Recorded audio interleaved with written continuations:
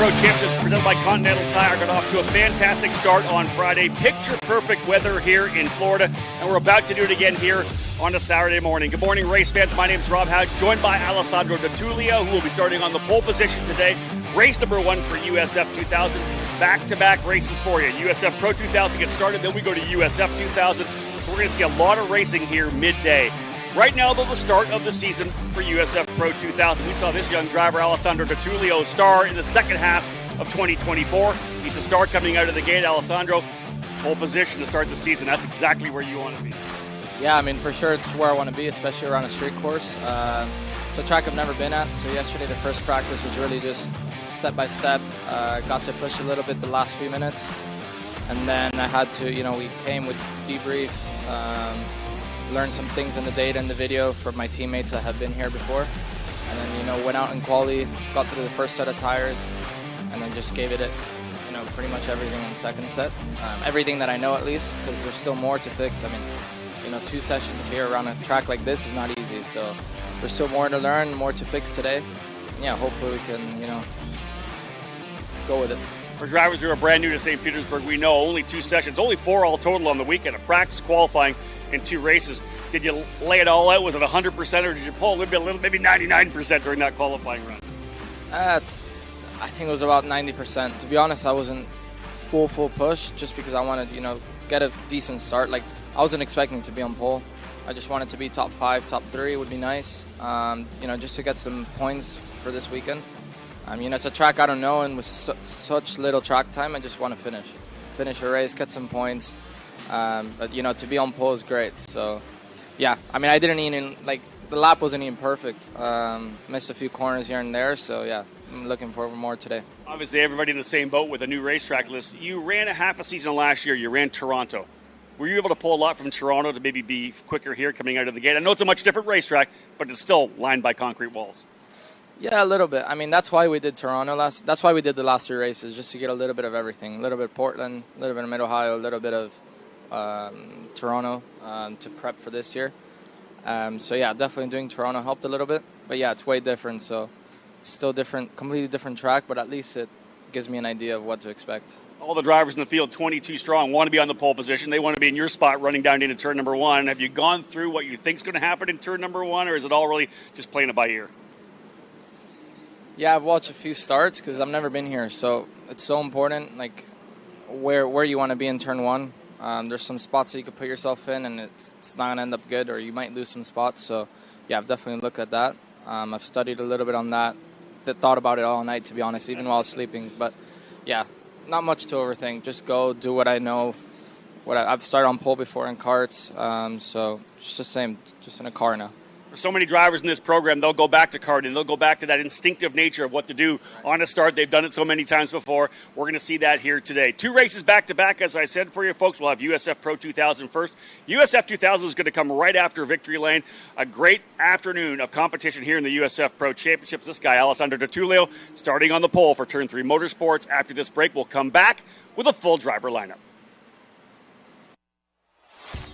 As with any new season, there's lots of new faces in the paddock, and coming here into 2025, a bunch of them in USF 2000 and USF Pro 2000 as well. We always see drivers work their way up through the ranks from juniors to 2000 to pro, but also we see drivers coming in from different programs. We'll start right now with Caleb Gaffera, a young American driver, was a top karter for many, many years, did some British Formula Ford, Skip Barber Racing School, Formula Car Series as well, but now you find yourself where you've always wanted to be here in the USF Pro Championships. Tell me first what it's like to be in the paddock at St. Pete this weekend. Oh, it's awesome. It's always been a dream. I came here in 2023, and I was like, wow, this is what I want to do. And finally, for 2025, we made it happen. Everybody always puts together some kind of a resume. You work on developing to get up. Talk about what you've done. You were big in Superkarts USA and USPKS karting competition, winning championships. But talk about your car career so far. Yeah, we started in a little bit of British Formula Ford. That was amazing. That's just a car you have to drive, I think, if you're a driver. It's just, you drive it on the edge. It's unless you drive it sideways. Then we did some F4 and tested a good bit with Paps. It's been amazing ever since. Over the years, we've seen a lot of new faces come from New Zealand, and the newest one here for 2025 is Sebastian Manson, who will run for TJ Speed Motorsports. Sebastian, a lot of drivers coming here through Formula Ford as well. I know you did a lot of that back home.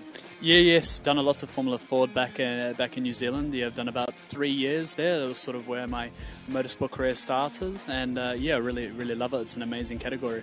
Was there a focus when you were home running Formula 4? Were you thinking about coming here to run what was the road to India, is now the USF Pro Championships? Was that kind of on the horizon? Were you thinking about getting here?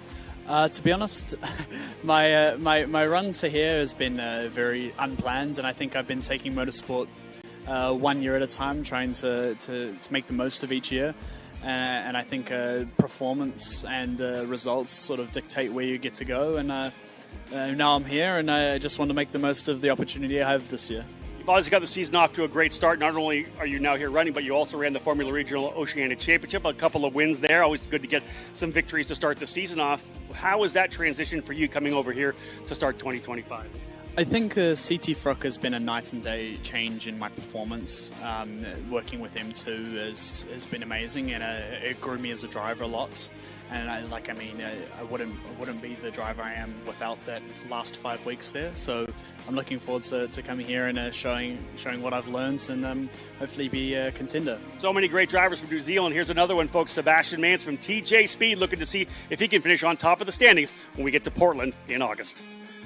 So many new faces here in the paddock for USF2000 this year. We've seen them come from British Formula 4, New Zealand Formula 4, karting. This driver here winning the JSF4 Championship last year, Teddy Musella for VRD Racing. How excited are you to get racing in USF2000 here in 2025? Super excited, especially starting off with the street course. It'll be my first ever street course here. So just getting this experience is very unique for this series, doing these street courses, St. Pete with Toronto. I'm just super pumped for the series. I think one of the things we talk about a lot, Teddy, and you're a driver, you came through karting, you've won a lot of races there, is confidence and momentum. So you come in with the confidence of that championship last year. What do you take from last year's F4 program here into the USF in 2025? I think since I was leading a race quite often, just how to control a race. Being at the front, not trying to get over yourself, don't overdrive, don't over push your tires, so at the end of the race you still have tires to push yourself. That's the biggest thing, is just how to control a race. When you're new to a program and new to a team as well, you're here with VRD, Dan Mitchell's team, that's obviously a jump for you as well. How good has it been? How easy has the transition been to start the year? Transition's been quite smooth from the team. It's been very good. They've been very supportive of me transitioning to this VRD team. The car's been a little bit more tough since its driving styles are much different to that F4 car, but ever since, it's just been very smooth transition. We'll have over a half a dozen countries represented in the USF Pro Championship this year. And it's been a while since we've had a driver from South Africa. Vian Boshoff joining us here this year for 2025 with Sarah Fisher-Hartman Racing Development. And Vian, it came together very late. You're a top international kart racer. Tell me about your experience coming into this year. Obviously with single-seaters, I haven't had a lot of experience. Only done some testing. But I'm really excited. It's a big step from karting. In karting, I had so much experience, I felt like a veteran, but now I'm a bit more of a newbie, you can say. So, but it's a great experience. The vibe's amazing. USF Pro have helped me quite a lot. We came in pretty late. We didn't have a lot of preparation, so I'm pretty happy with how it's going, and I'm super excited. The team very high on you. They said the testing you've had so far has been very successful. Have you felt comfortable with the car from the very get-go? Yeah, so when we did a test, we were pretty fast off of the go, and we were pretty happy, quite comfortable. And it's not a lot of the times where you jump in the car immediately and everyone is happy and it's quite fast. So we were just trying to get comfortable, and I think in the test there were a lot of issues, but weather and everything. But overall, we're very positive and we're excited. I think we have a lot to expect. We think we know where we can be and we know what we can do. We're here to do the best we can, and we know what we can do. 12 rookies in USF2000 this year. Vian Boshoff, one that could be working his way into the top 5, maybe even a win before the end of the season.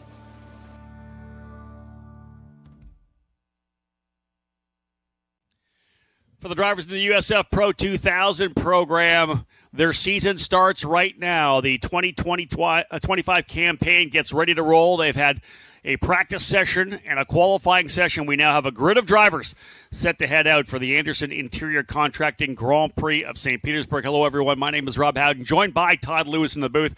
And with an international feel, we say hello to all of those of you listening and watching on the YouTube channel or on the Series app around the country and around the world. And good afternoon to those of you overseas in England, in France. We say hello to you. The early morning coffee down in New Zealand and Australia.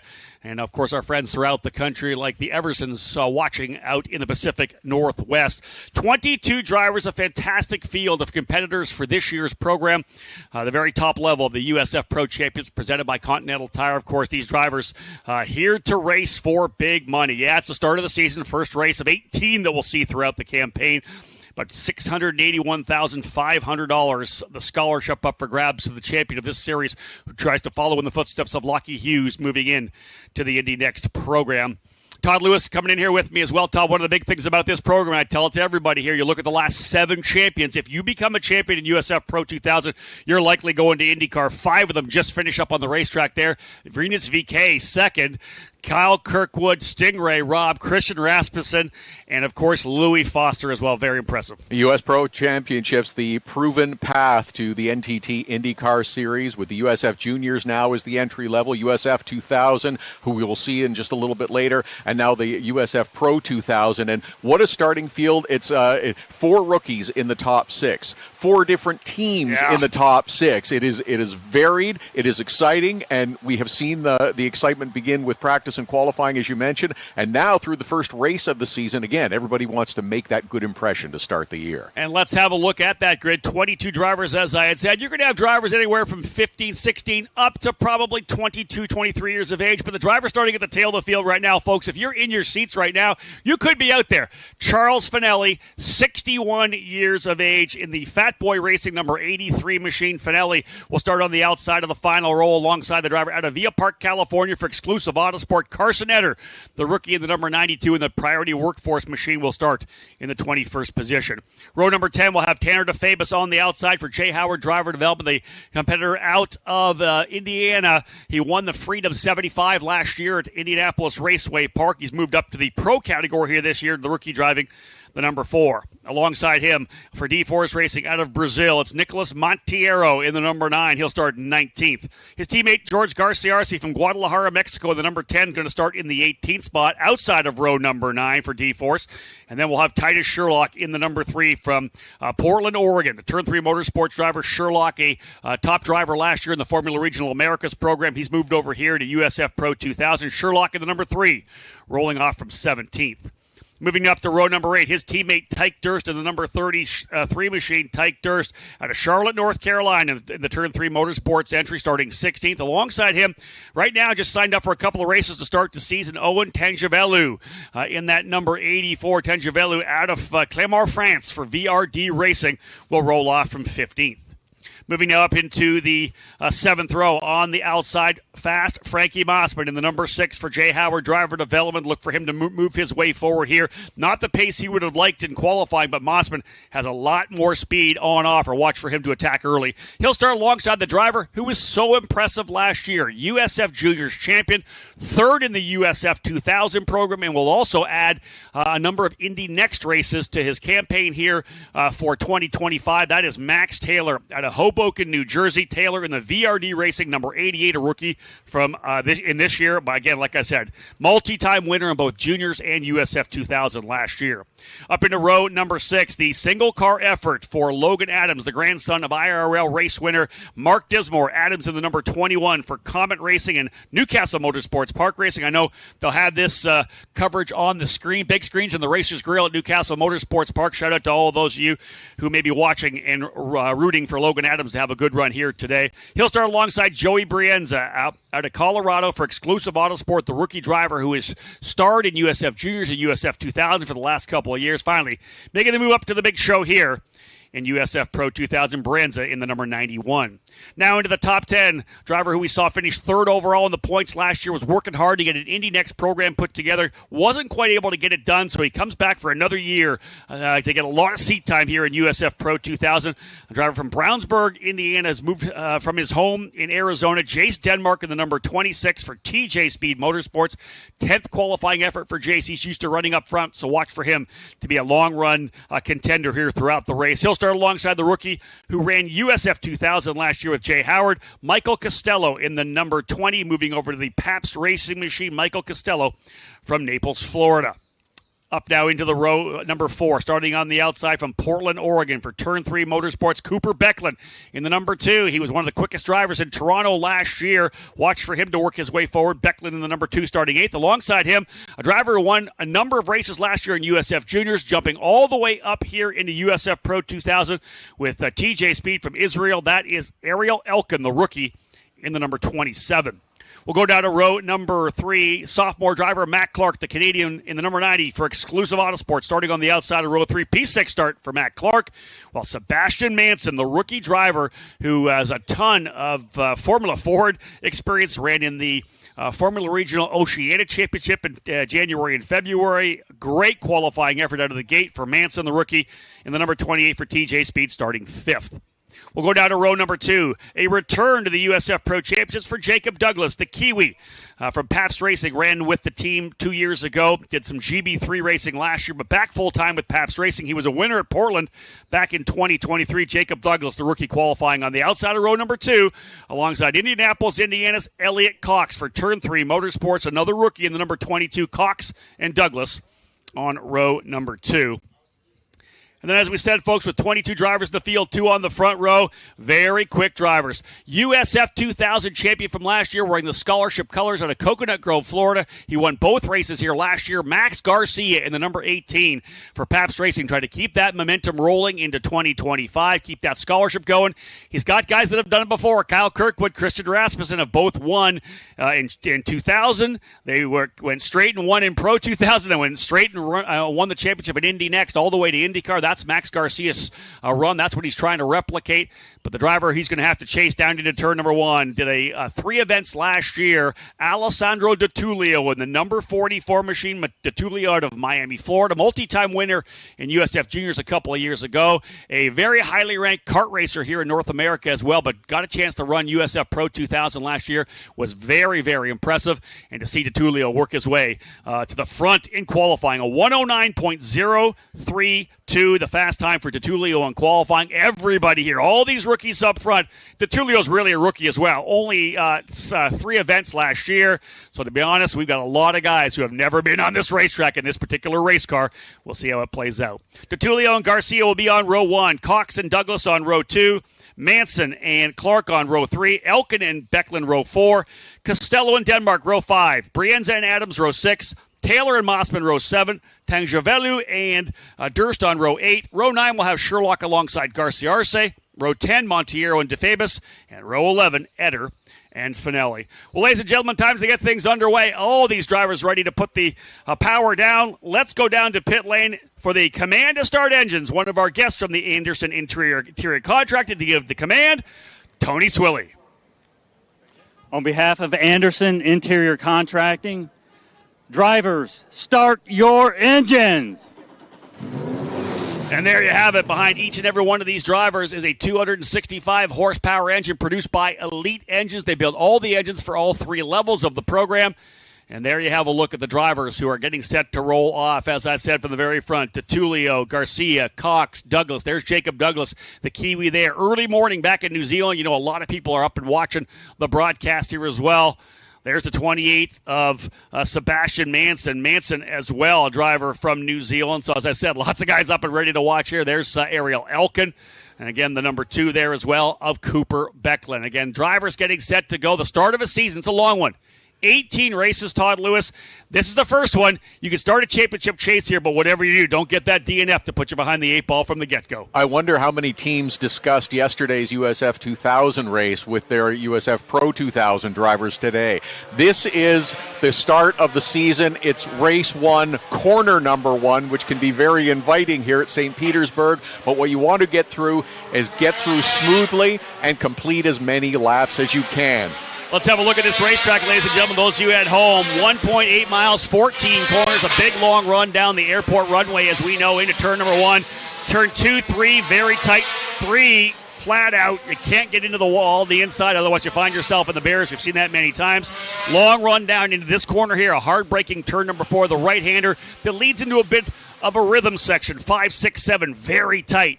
8 and 9, the double right-handers will lead onto the straightaway through a bit of a kink down to turn 10. Hard-braking turn 10, overtaking opportunity there, but you have to get out of that corner cleanly as well because it leads to the chicane of 11 and 12, and then 13 and 14, the big, wide, sweeping hairpin that runs you back onto the straightaway. There's turns number 8 and 9 right there.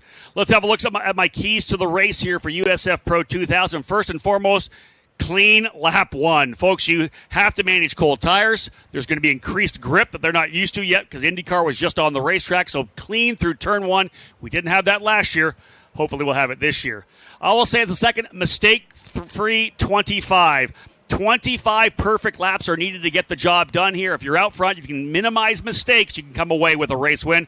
And last but not least, maintain pressure. It's so tough to pass this track. Yeah, there's a couple places to make the move done, but if you can't get it done with that aero wash, all the issues, constant pressure is key. Keep the pressure on the driver in front of you. See if you can make them make the mistake, and you get gifted a spot. Here we go, folks. 2025 underway yesterday for USF 2000. We're going to have them right on the racetrack after this one. Back-to-back USF Pro Championship races for you. But it's time to go racing right now. DeTulio on the inside, Garcia on the outside. Do we get a start to begin the program here for the first time in 2025, the top level of the USF Pro Championships, lining up nicely. Everybody getting into position. It is time to go racing here for 2025. Field set on the power. Green, green, green. Underway and racing down into turn number 1, 2, 3, 4 wide. Remember how greasy it is down to the bottom. Pro drivers doing a tremendous job. 2 TJ speed cars were down to the bottom. Give yourself room coming through here now. That's turn number 2. 3 combination. 3 so fast coming through there. Flat out. Cold tires. Big run down to turn number 4 as we know. Drivers doing a good job so far. Giving each other just a bit of look at that side by side. That is so good. Right through turn number 5 into 6. You do the track walk here. That's when you realize how narrow it is through 5, 6, and 7. Everybody down into the turn 9 apex. It dips down with the crown of the road there. You have to anticipate that so it doesn't pull that front end into the wall. Here's the first run down. This is where we had the incident last year with Simon Sykes and David Morales, the contact for Sykes on the outside of turn number 9. Everybody clean and green so far. As I said before, clean lap 1 was one of my keys of the race. Let's hope they're able to finish it off here. Otherwise, underway for the opening circuit. When they come around here, we'll give you the update. DeTulio, Garcia, Cox, Clark, and Manson the top 5.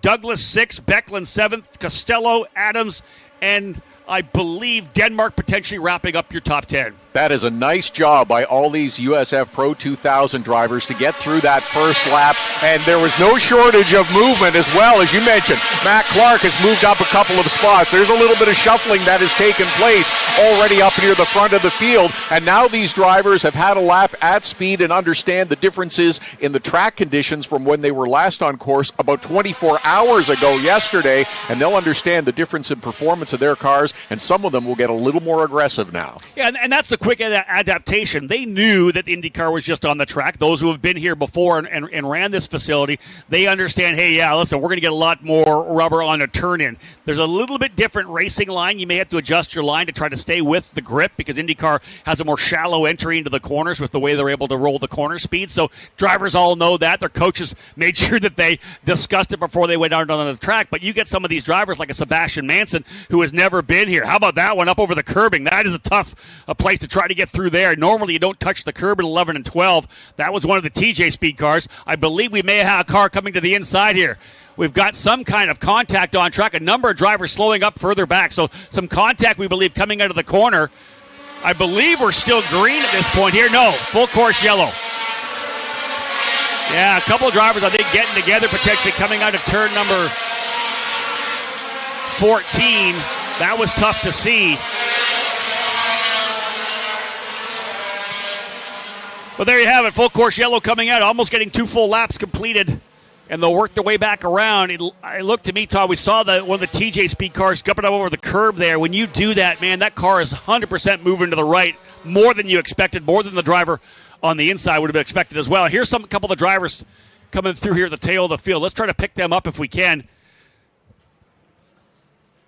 Look for damage here on the cars coming through. Nothing as of yet. You can see the AMR IndyCar safety team already onto the track to work their way to the incident scene.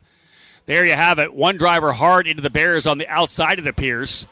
That was hard to see from our camera angle, but someone is up on top of the tires, I think. They've made contact just at the end of the tires. Looks to be one of the Turn 3 Motorsports cars. Again, we'll wait to see when they come back around and get through the timing line, but AMR and the safety crew there very quickly. Full course yellow here after 2 racing laps. Excellent start, as we said, for the first circuit. Gave each other tons of room, but all of a sudden it got a little aggressive. It's funny how that happens. All right, we've made it through. We got one clean lap, and everything has started to settle in. Drivers have a feel for their cars and understand where they might be a little bit better and where it might be a little bit of a struggle now. So now we're starting to see some of the cars come through and get a handle on who's involved in this incident. Looks like Titus Sherlock and Frankie Mossman, we believe the drivers involved in there. Mossman does able to come through, so he may have been involved with that, but Mossman was further back. We'll see whether or not there's damage to his car and if he potentially heads to pit lane here. Mossman's behind the crew. You see the remainder of the crew coming in. Mossman's going to tuck to the inside. Does he head to pit lane for some potential? Yeah, look at the rear of the car. He doesn't not have a wing, so he's lost the rear wing.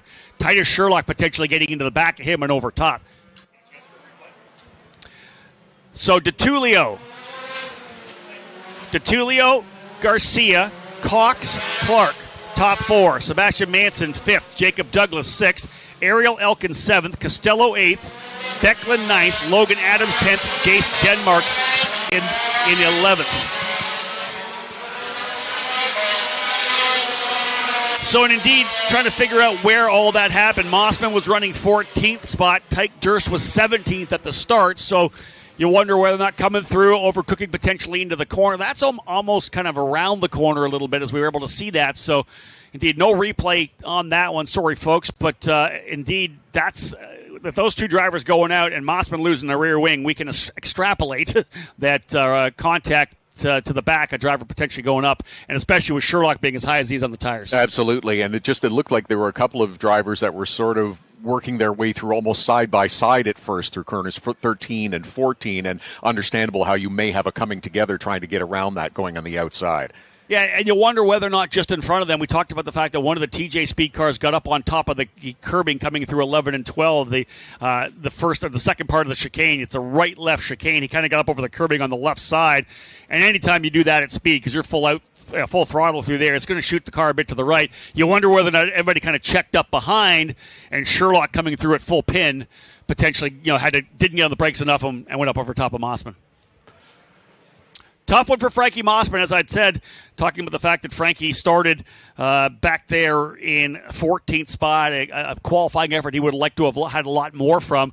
He wanted to be up in the top 10. He knows he has a car that could potentially win this championship this year, so not a great way to start. And we saw that, Todd, yesterday with a couple of drivers. We had some incidents, a wreck early, a couple of drivers getting it at the start. We had a couple of separate wrecks over in turn number 4 as well, and just not the way you want to start a season with the DNF. No, absolutely. It's not you think about the championship, but it's not focused on the championship of the first round of the season here on the streets of St. Petersburg. But we have seen in years past that if a driver has a bad race or a challenging weekend to open the season, you're playing catch-up right from the start, and that makes your job so much more difficult when your objective is to grow and to learn and improve throughout the season. If you're also having this, I have to catch up and make up a few spots and get some extra points each weekend, it makes your job that much more difficult. Yeah, and I think it's a mindset thing. And again, we talk so much about these young drivers that it's a lot of it.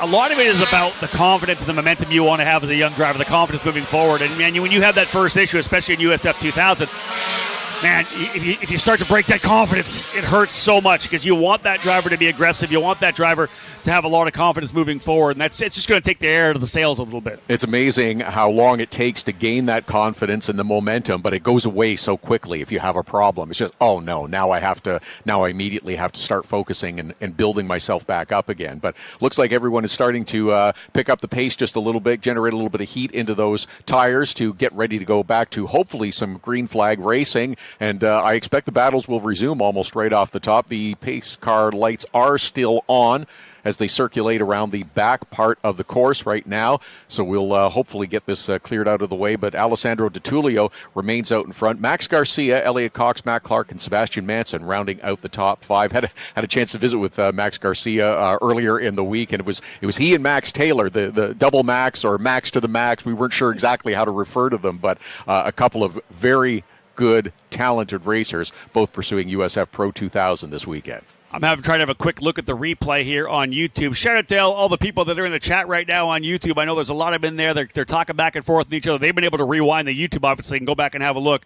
I'm going to watch it right now here as well as we are waiting for this field to get back started. Sounds like it was a pretty significant flip for Titus Sherlock as well. I'll try to have a quick look at it when I can here. But Todd, again, we'll see how it checked up coming into that corner after the drivers kind of got together, as we said, over through 11 and 12. Drivers continue to circulate. They'll want to move around a little bit, try to get some heat back into these tires before we resume green flag racing once again. Alessandro Di Tullio in Turn 3 Motorsport will lead the field back to green. Is it trying to look and see, but it looks like we've had most of the safety vehicles clear away through that final corner area where the cleanup was continuing. And now the drivers beginning to circulate around through corners 2 and 3 and headed towards corner number 4. And we'll see if the lights do go out on the pace car and we get this field lined up one more time for a restart and get back to green flag racing in the USF Pro 2000 series. Race number 2 for USF 2000, of course, coming up right after this one. So got a chance to watch the replay here as I went back onto the YouTube channel here for the USF Pro Championships, and it looks to me on the exit of the corner, Titus Sherlock got together with Frankie Mossman, and the car really barrel rolled. As it came over, he barrel rolled all the way through off. Of course, at that point where you are, it's not that far to get to the tires, but he barrel rolled all the way into the tires. So a pretty significant incident. And again, shout out for all the guys on the chat here that have kind of filled me in on that. So there's the incident we had there, folks, on the racetrack as we had, again, two drivers getting together. And just the angle of it coming out of that corner, it wasn't on the entry to the hairpin. It was on the exit of the hairpin. They were together. And then Titus Sherlock, of course, rolling over into the tire. So thankful that we're getting the call that Titus is okay. We'll try to get a full-on update for you as well. Field otherwise set. It looks to be like we're going to go back to racing here right now, and time to get back at it again. Good job for the AMR IndyCar safety team to get the car back, the track rather, back to green. We are racing once again. There's your green flag, and immediately we got the charge from the outside. Max Garcia going to see if he can't go by Alessandro Di Tullio. They're going to be side by side coming through. Big slider to the inside as well for Matt Clark. More contact further back. Two drivers together. That's Jacob Douglas being one of them. Douglas together with, I want to say, Sebastian Manson. So that may be the two Kiwis together in turn number 1. If indeed they're locked and loaded, the race control is going to let these guys race very likely over to turn 10. Give them a chance to race if we have to go full course again. But it looks like a couple of the New Zealand drivers getting together in turn number 1. Matt Clark tried to make a move for the fourth spot. The third spot, rather. That didn't happen. Same with Garcia. He tried to make a move as well. And there you go. We raced them all the way to turn number 8 and 9. Back to full course yellow again. Now, just watch the guys come through there. It may not be Sebastian Manson. We'll have to figure out who indeed it was, the contact coming into turn number 1. For sure, right there, Jacob Douglas in the JDM Properties machine. Douglas has had a good start, worked his way up a couple spots. Tough for him to have this happen. He's already out of the car as well. Tough one. And again, restarts, we talked about that, the chaos that comes with restarts, that big run down into turn number 1. Someone getting over-aggressive on that pass down into the corner, Todd. Boy, that's a tough one for Jacob Douglas. He had lost a little bit of ground off the start. He started this one on the outside of row number 2, lost a little bit of ground, and then, of course, gets tangled up on the restart. Let's try and go back and have a look at the incident off the restart here. So we're ready for it here in turn number 1. As we know, folks, everybody coming down. Look a little bit further back here. Here comes the leaders coming through. There's Clark's dive bomb move. Actually, that was, I believe, Jacob Douglas got in there onto the paint, tried to get to the inside, and on the brakes, the contact spin him around. He was essentially just holding on at that point and drove in the back of one of those TJ Speed cars. Tough one for sure there when you're making the move to the inside. Indeed it was Sebastian Manson. So Kiwi on Kiwi crime there. Down into turn number 1 of the restart.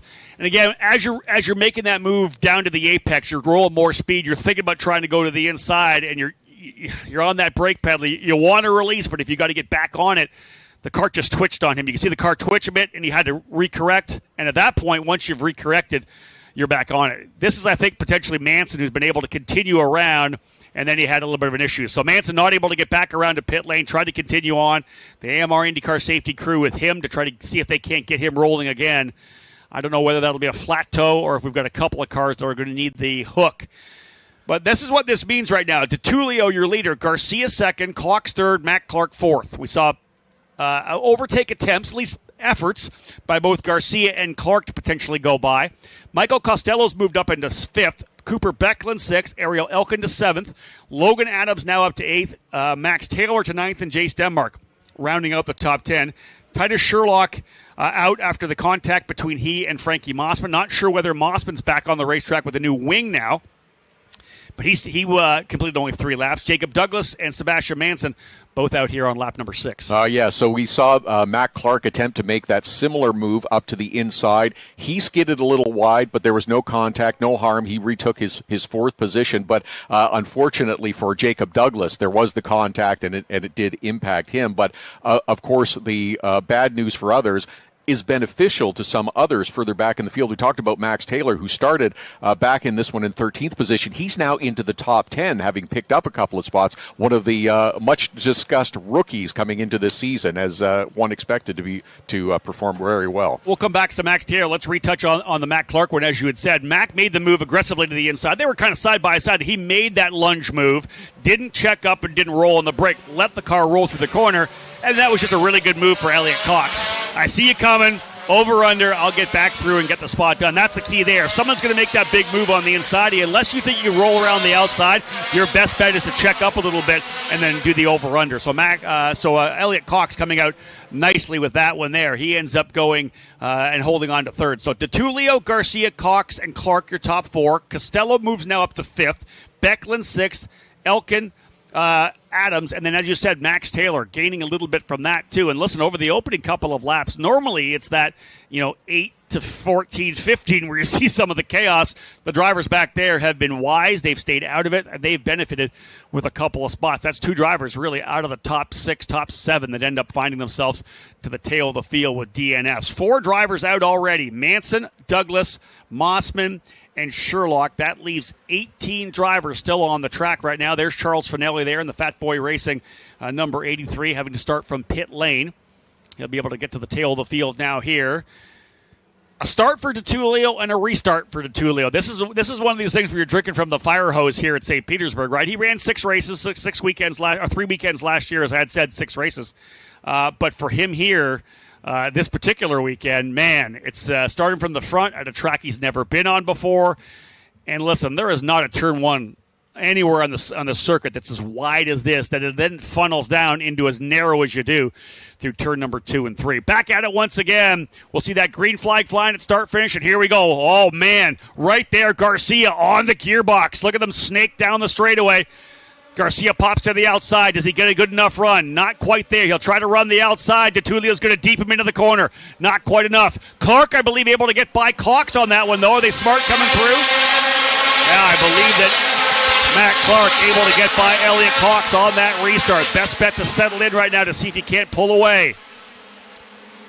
Clark will defend a little bit coming down into the corner. Everybody else diving for spots. Drivers doing a good job giving each other room. This is a place we saw a lot of issues, Todd, yesterday, turn 4. I'm happy to see the drivers give each other room coming through there. Very much so. It can be problematic getting through there, having that hard right-hander, especially if you're having to defend your position from a challenge from behind. But everyone now, as we're just still approaching lap number 10, there's still a lot of racing left to go in this USF Pro 2000 series, and everyone should now realize that, okay, I've made it through the first couple of incidents. incidents. I still have a long way to go. There's still plenty of opportunity here, and understand that you've got to make it now to the end to capitalize on those opportunities. 25 laps or a 40-minute time window here in the Anderson Company's Grand Prix of St. Petersburg. So indeed, again, the drivers I talked about thinking long-term about that championship, but man, they want to get the race wins. Wins breed championships, and again, out of the gate, if you're trying to do what Lockie Hughes did last year, going on to win a title, nothing like grabbing a victory out of the gates. So drivers settling in now, maybe more for the mid part of this race as we're starting to put some laps down here. 10 laps down, 25 laps the distance, as I had said. DeTulio pulling a little bit of an advantage, 0.7 of a second. You can see that's about 2.5 car lengths as they come down. Here's a pass a little further back. That is a great move to the inside there. Max Taylor continues to work his way forward. I believe that might have been him going by Cooper Becklin. So Max Taylor up on the wheel trying to push his way forward. That's a nice job by Max Taylor, who's been able to avoid the issues in the first 10 laps or so of this race, and now has obviously himself a pretty good car and decides that I'm going to make passes on my own. That was a very nice move. Again, settle in. You got a feel for the car. Everybody's got those tires up to the operating temperature right now, so you can go to work here.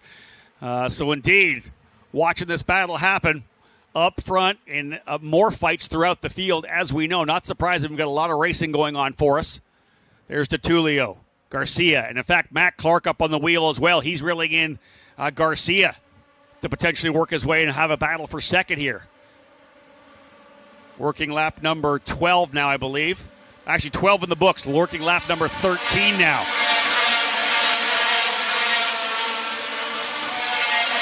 So now as we reach the midpoint of this race, these drivers have had kind of starts and stops to go a couple of laps and then had to refocus again. Am I looking to try to get into a rhythm, get that comfortable feeling now, find out who's ahead of me, and then find the way around him? I'll tell you who's having a good run here right now. The driver I mentioned before early on, a rookie here. He ran Portland last year. He was a winner in the Freedom 75 last year. As yellow flags have come out, yellow flags. I was talking about Tanner DeFabis having a good run there, putting the pressure on Nicholas Montiero. DeFabis for Jay Howard driver development. Another full course caution as another incident on the racetrack here. Unsure what it is at this point, but another driver has had an incident on track, another full course yellow. Man, we have just not been able to get into a groove at all here for USF Pro 2000.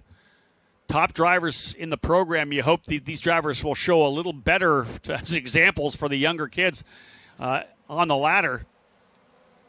So, indeed, no indication yet of the issue we have on the racetrack.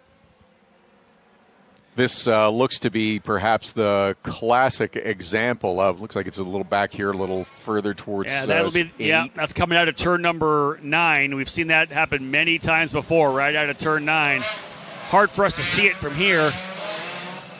And again, a lot of the times a driver will get into that corner, turn number 9. They'll touch the curb on the inside or the wall on the inside. As you come across the crown, you dip down into turn 9. I mentioned that in the track. It sounds like it may have been Ariel Elkin in the number 27, the TJ Speed driver, has got into the wall in that corner. As you come through turn number, and we'll see it when we come back around, when you come through turn number 8, the first right-hander, you're over the crown to the left side of the track. When you come back over the crown of the road, the crown, of course, used to any kind of water to dissipate for us street drivers. And you can see that's a 100% part of a street here. As you dip back down, you can actually visually see it here. As you dive into that apex of turn number 9, as they come in, you're going to see the cars dip down. It 100% wants to pull the car across.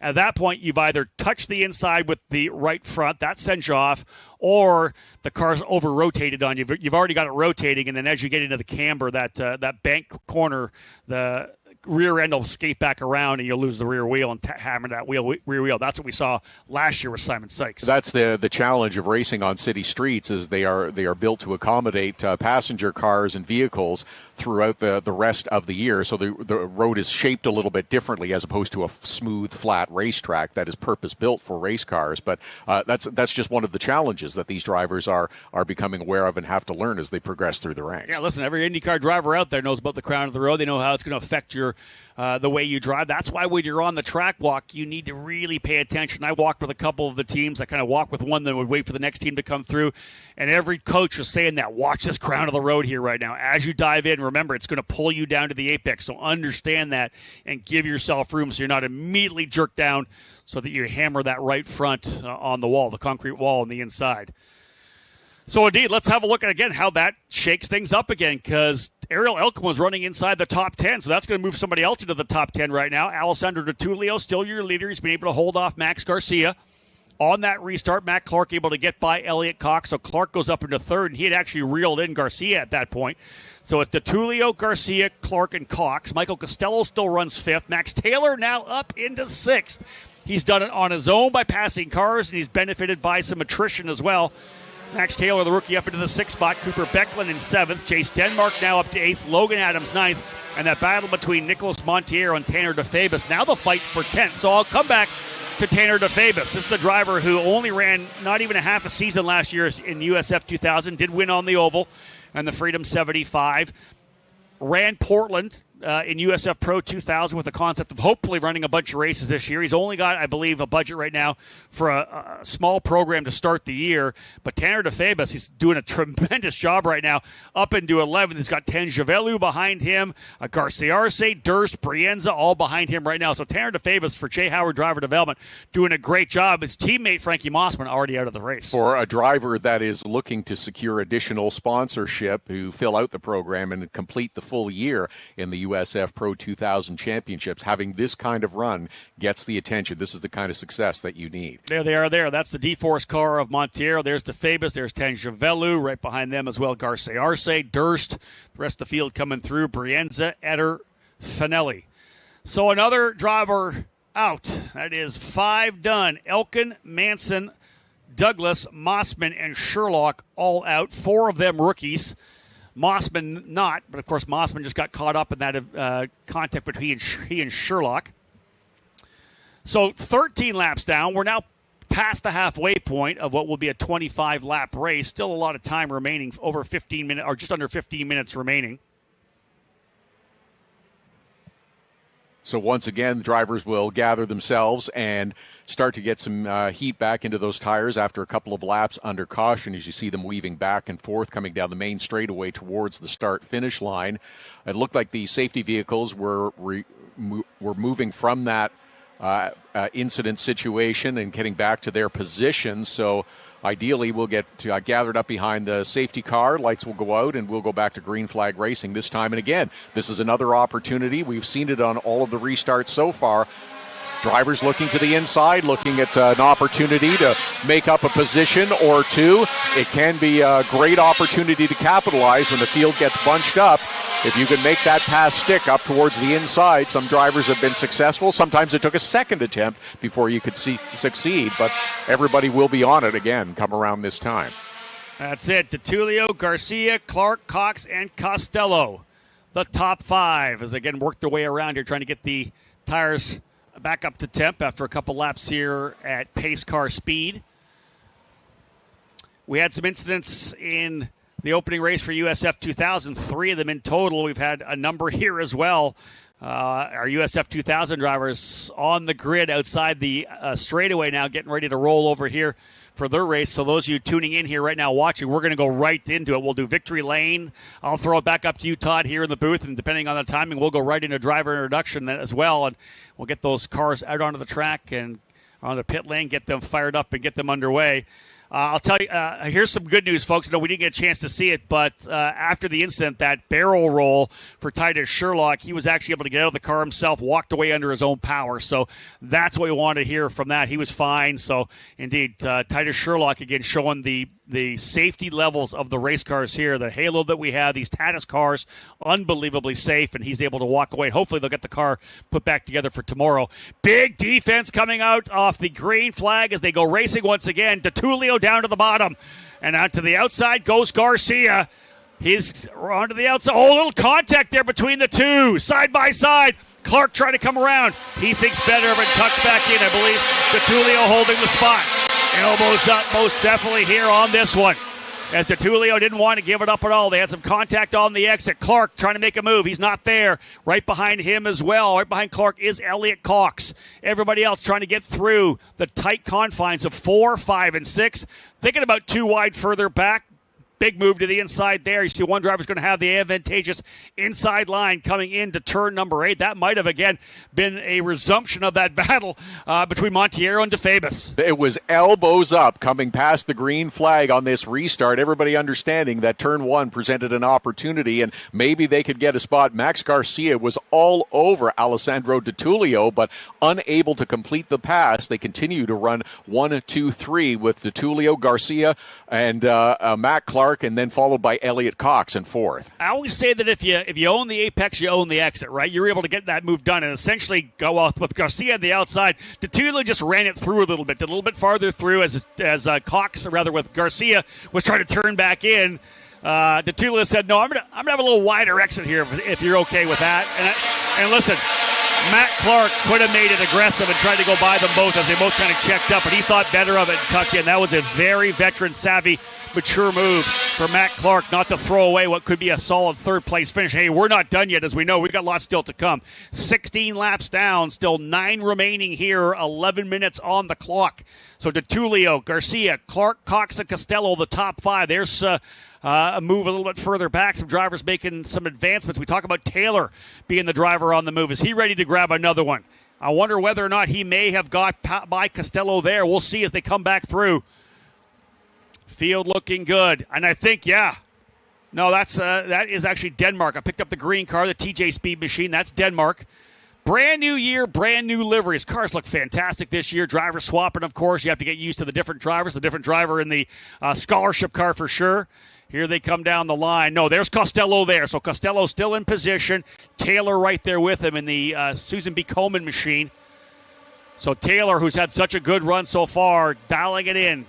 USF Juniors champion last year, 3rd in USF 2000. 16 years of age, jumping up here into USF Pro. He's going to do some Indy Next races this year as well. Max Taylor's got a busy year. That's a busy year, but again, we've seen that with some drivers in USF 2000 who will make a start or two in USF Pro 2000 before making the leap full-time, and Max Taylor looking to his next step as well. Looks like there's a little bit of space now between those first 3 drivers after that aggressive restart, we'll call it, and now you would start to think maybe, okay, we've got 7 or 8 laps to go in this one. You're starting to think a little bit about the end of the race, understanding where your car is, watching your competitor, what might be my best opportunity to pick up another position, possibly two. Yeah, where am I right now? Do I take care of the tires a little bit right now? How hard do I need to push? We know we may have another yellow before it's all said and done, but there is time to go. We talked about Max Taylor running with Indy Next. He'll be in one of the HMD cars, but it's going to have a bunch of USF Pro graduates. Evagor's Papasavas is going to run a couple of races, as is Nikita Johnson, as he is here this weekend for HMD. So there'll be a couple of our USF Pro 2000 graduates sharing that car here in 2025. All of them, of course, hoping to go full-time in 2026.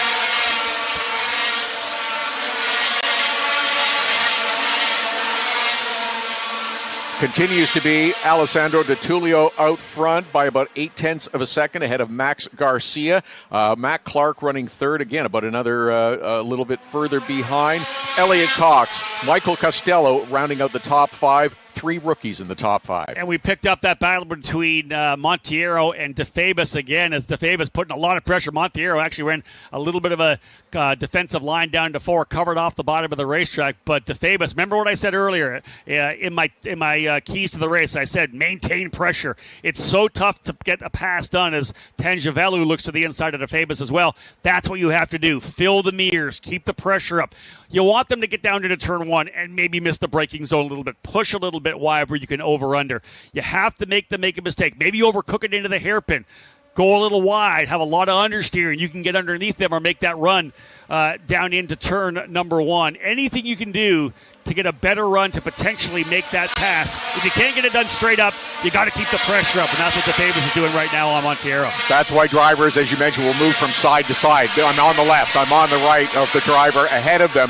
If the driver is paying more attention to someone behind them who is pressuring them, they are more likely to make a mistake, go a little too deep, miss a braking zone, leave an opening for an opportunity to capitalize. 3rd, 4th, 5th, and 6th all lined lined up. Clark, Cox, Costello, and Taylor are all on top of each other as well. Drivers testing their fitness here a little bit. We didn't have a full run green to checker. Hopefully we'll get one of those a little bit later on. But indeed, DeTulio still with the lead here. DeTulio, Garcia, Clark, Cox, and Costello. Again, the top drivers here.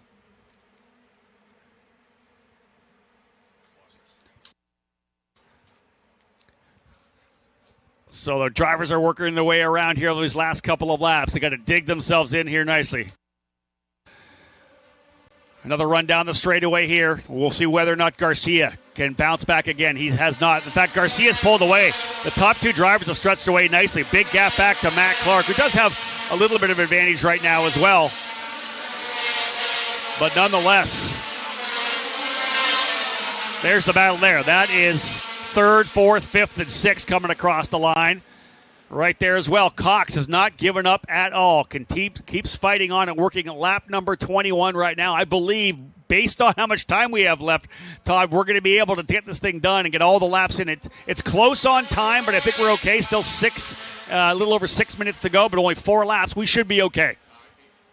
And at this point, I think Matt Clark is going to be thinking, I have to protect my podium position right now. He sees the gap increasing between himself and Max Garcia, who is currently running in second spot. Focus on bringing that car home. Matt Clark started out in sixth. He has been able to move himself forward a little bit because of attrition and also because of a very nice pass on Elliot Cox on one of the earlier restarts. Now he's secured a podium position, so make sure that you bring that home. If you've got a third-place car, make sure you secure a third-place finish. But the next the next 3 drivers are battling for that one podium position. That would be Elliot Cox, Michael Costello, and Max Taylor, who's climbed all the way up to 6th position, now have Matt Clark in their sights.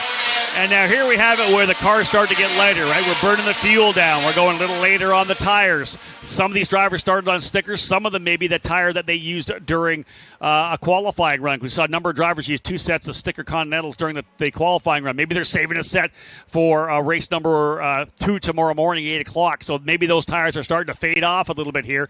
And that's why we have some battles further out through the field. Garcia is not done at all yet with Alessandro DeTulio right there with him. The fight for the final spot on the podium, not done either. Matt Clark still holding on to that over Elliot Cox, Michael Costello, and Max Taylor. But if I'm Cox, Costello, and Taylor, I'm thinking about, hey, listen, I'm a rookie in this program. I want to make sure I come home with a result. Yeah, I'd love to be on the podium, but the last thing I want to do is make a mistake and find myself in the wall when I'm in a really good spot here right now. Yes, in the final 2, 3, 4 laps, you are not taking any unnecessary chances. You see that the finish line is not that far away. Capture a good finish, and then if you can have an opportunity late, great, but please make sure you see those checkers. Elliot Cox got a really good run of the final corner. I think was maybe contemplating using the draft to get a move to the inside. He has really no pressure behind him. For a driver like Matt Clark, he wants Costello to get up there. You get on the gearbox of Cox. Make him worry about you, not me. Because, listen, if you're by yourself, you can focus on that attack. But when you have somebody on your gearbox, you're thinking defense as well. I think that's where Elliot Cox is right now. Same for Costello. He could think about trying to get by Cox, but he's got a very hungry Max Taylor right behind him as well. So, again, all 3 of those guys, Cox, Costello, and Taylor, they battled last year in USF2000. They're just picking up where they left off in Portland at the end of 2024. Same battles, different car. And the gap has closed up on Alessandro DeTulio from Max Garcia as well as we get to the closing stages. Yeah, this is it right now, folks. We are ready to go here as they're working their way across the line. They'll put lap number 23 in the books. 2 laps remaining here. Alessandro DeTulio, who if you're a top kart racer in North America, you know ADT. At one point was the number 2 ranked driver in the country by ekartingnews.com. He is a heck of a racer. He's won a lot of championships, a lot of races. Again, one of the top single-speed karters in the country. He is now totally focused on his racing career. He does a lot of coaching still with Inter MS, one of the teams in karting. He'll work with a lot of young karters in Orlando and Miami area. So he's getting the coaching there, but he is trying to see if he can't make his way to IndyCar. And after 3 weekends of racing last year, what a start it would be for DeTulio. Can he work his way out? The number 44 has got a little bit of an advantage here right now. Probably what he needs to bring it home. This is where you hit your marks. And as I said, you go back to those races he won in USF Juniors. You go back to the countless races he won in karting as well. This is where you go back to instinct. It's not about, hey, this is what I've got to do.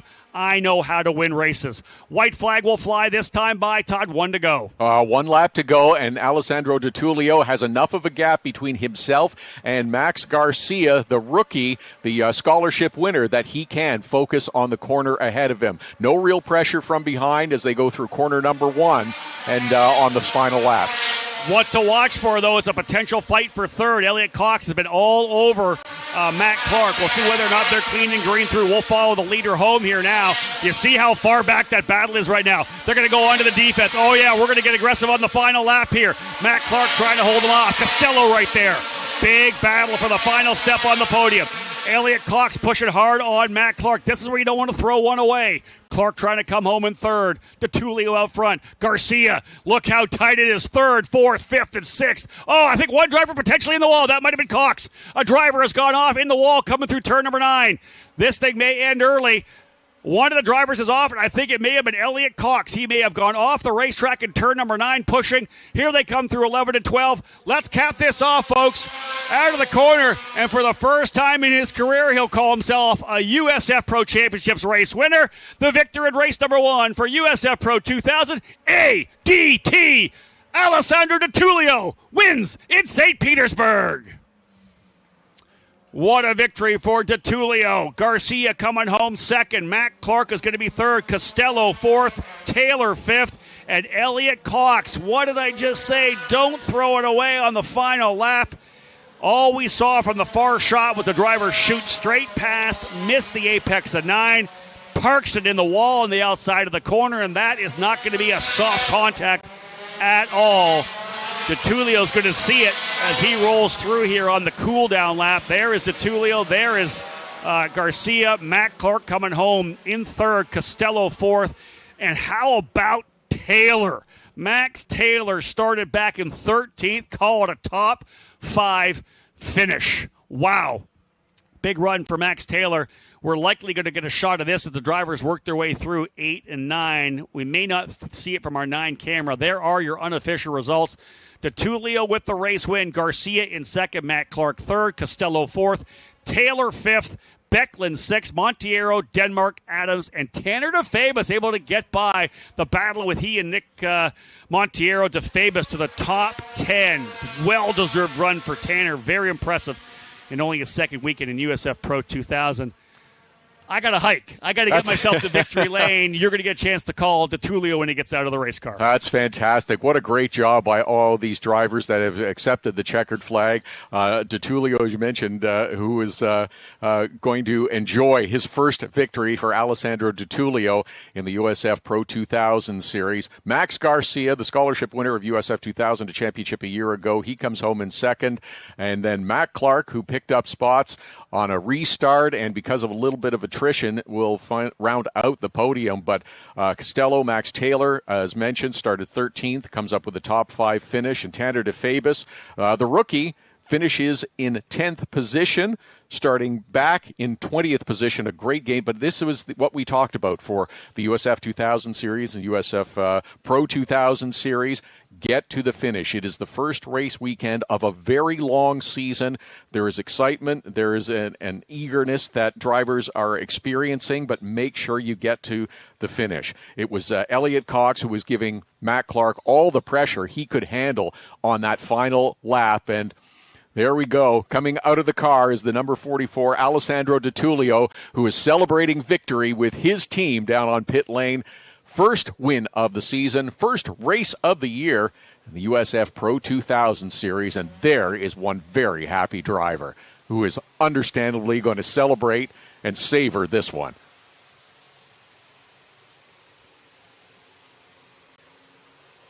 Had himself a pretty good challenge on a number of occasions from Max Garcia. They started alongside each other on the front row. Max Garcia made an attempt or two to overtake Alessandro DeTulio and capture the lead at different points during the race. But DeTulio held him off, and then in the closing couple of laps, he had built enough of a gap between himself and Max Garcia that he could just focus on the task at hand, getting through each corner smoothly, maintaining that gap back to second, and lead wire to wire in 25 laps in race number 1 of the USF Pro 2000 series. He, along with his team, will now make their way to Victory Podium and Podium celebrations. Rob Howden will be there momentarily to greet our top 3 racers. And more of this exciting action is coming up in just a few minutes as well. Once we get through the Podium celebrations, the USF2000 series will go green for their second race of the weekend. USF Pro 2000 will be back on track for race number 2. They will hit the track first thing tomorrow morning, 8 a.m. green flag for race number 2. And Alessandro Di Tullio will try to go back-to-back here on the streets of St. Petersburg.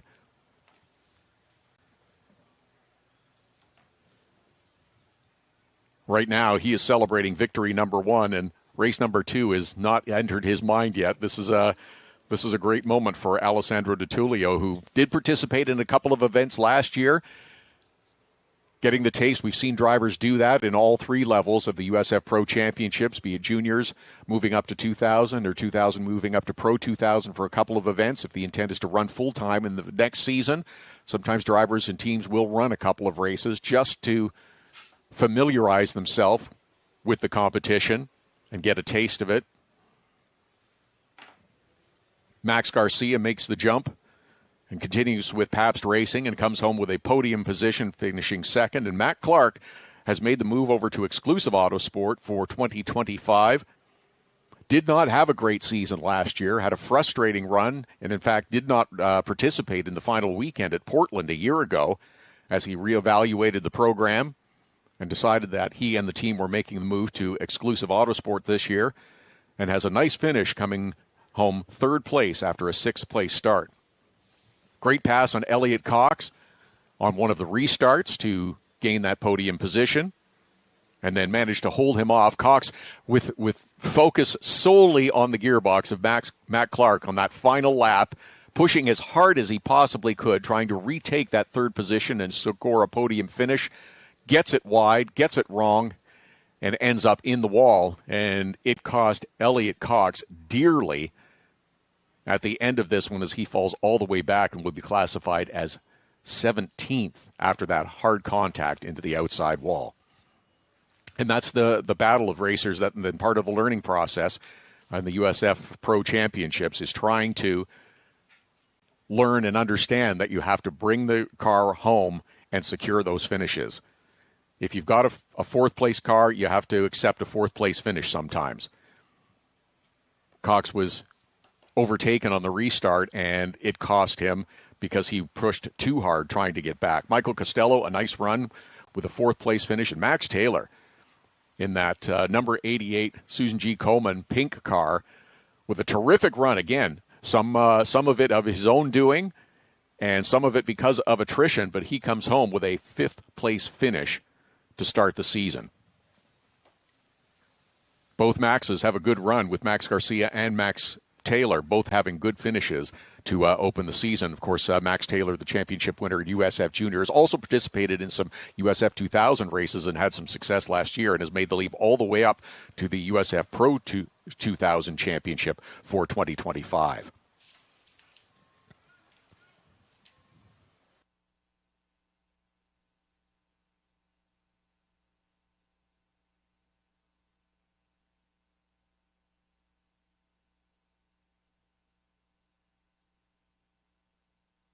Drivers and teams still making their way to our victory podium for the USF Pro 2000 series. USF 2000 set to go green in just a little bit as well. As soon as we clear the cars and pit lane, we'll have the USF 2000 series out for race number 2 here today. Their second race of the weekend.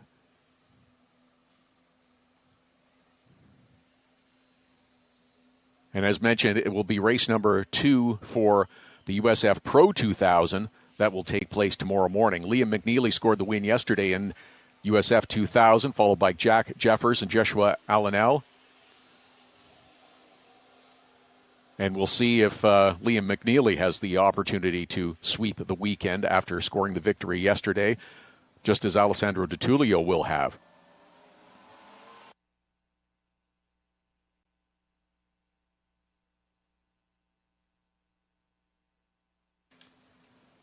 All right, the podium ceremonies will continue for USF Pro 2000 and the USF 2000 series. Race will be going shortly. As mentioned, it was Liam McNeely who was the winner yesterday. Jack Jeffers and Joshua Alianel rounded out the podium. USF Pro 2000 podium will continue, and we'll get you set for our next racing action with USF 2000 series will be coming up momentarily. Don't forget, lots more activity coming up this afternoon as well, with more on-track sessions and more racing as well. It is a busy day here.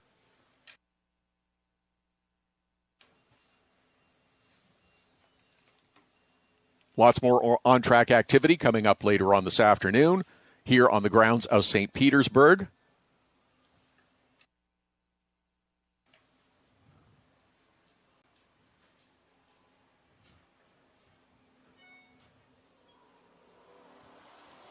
But what a race we had yesterday. It, too, with the USF 2000 drivers was also a bit of a challenge.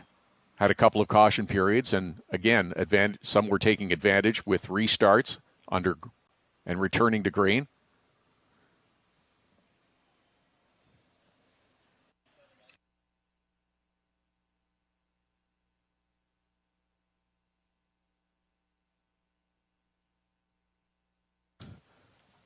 All right, as the podium ceremonies continue for the USF Pro 2000 series, we are just about set to get ready for race number 2 of the USF 2000 series. Liam McNeely, the winner yesterday. Let's go down to the grid for the command for the USF 2000 series. The guest of FBM, Michael Allegri, will give the command. I got 2 things to say.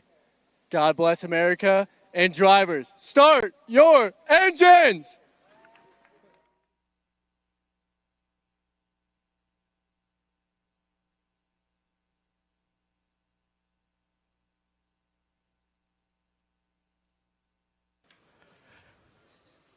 And with that, the engines come to life for the USF 2000 series.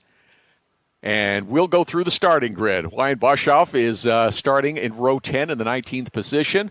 Ahead of him is going to be Ryan Giannetta and Timothy Carroll in the number 8 car, who will start on 17th.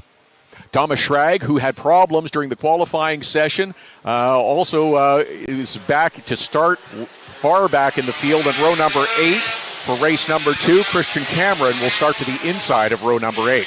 Anthony Martello, the Canadian, had himself a very good run yesterday. Will start alongside Aaron Hauk in row number 7.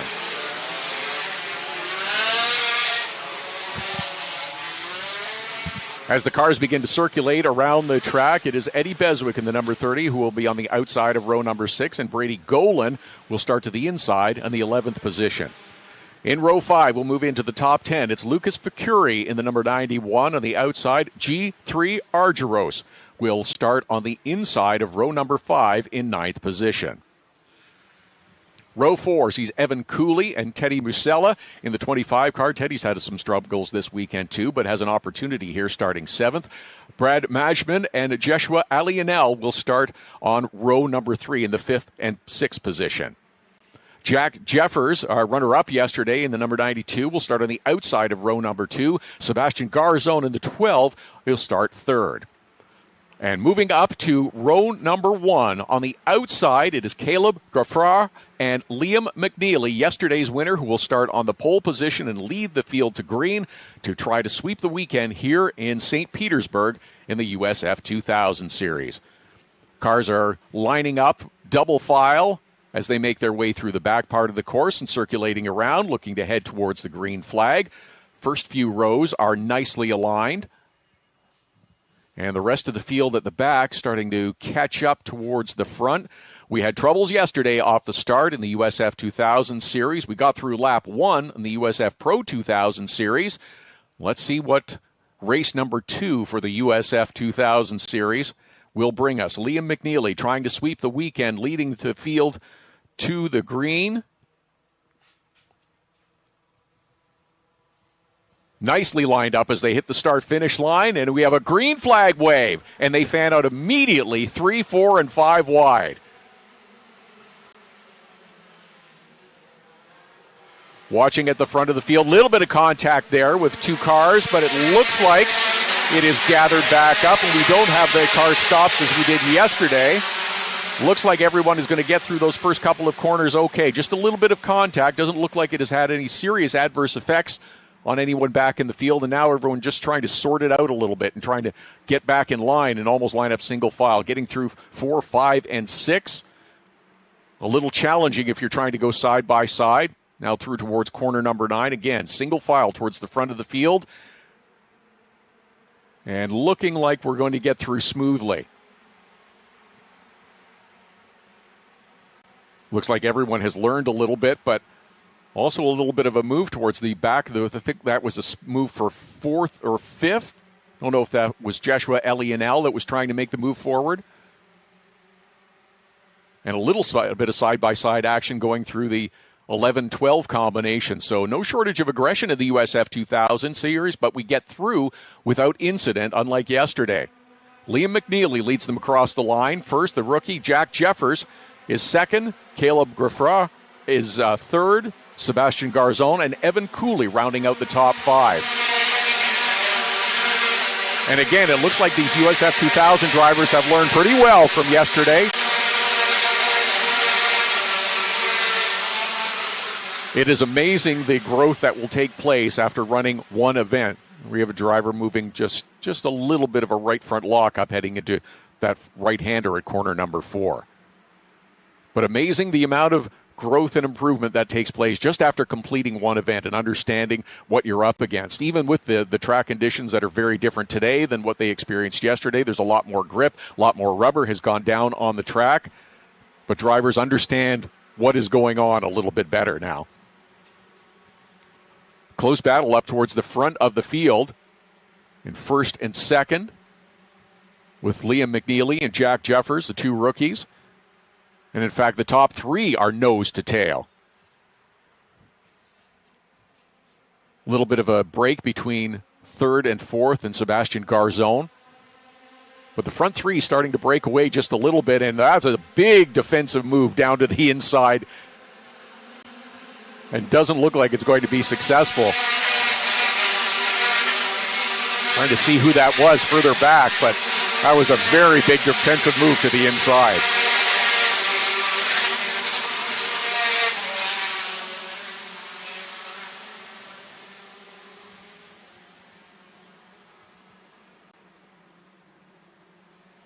Smooth running so far in the USF 2000 series. Race number 2. Good battles up near the front of the field. Liam McNeely leading Jack Jeffers. And everybody seems to have settled in just a little bit now after completing 3 laps and understanding we don't want a repeat of yesterday where we had a number of caution periods and didn't get as much green flag racing in as we would like.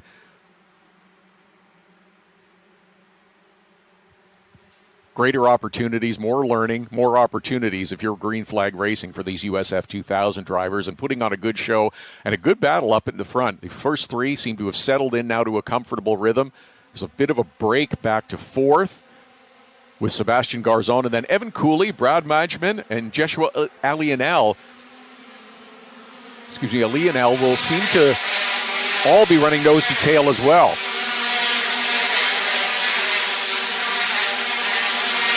Thomas Schrag up to the 9th spot. G3 Argyros running 10th.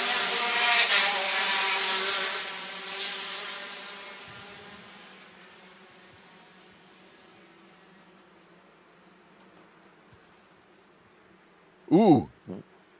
Look, that was the 4th place car. That was a little twitchy as Sebastian Garzon going through that back part of the course.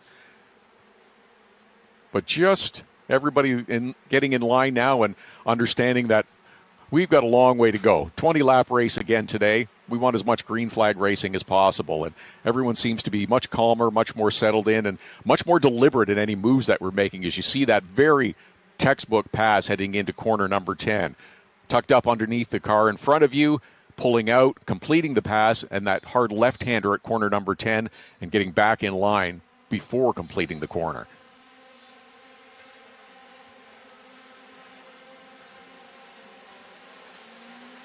Like there was a driver trying to make a move up to the inside there, and the battle seemed to be tightening up a little bit at the front.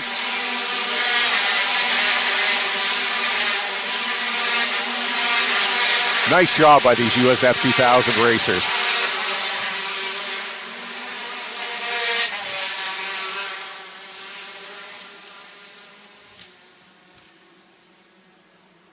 A lot of close racing throughout the field. Up front, pretty static now with Liam McNeely leading Jack Jeffers.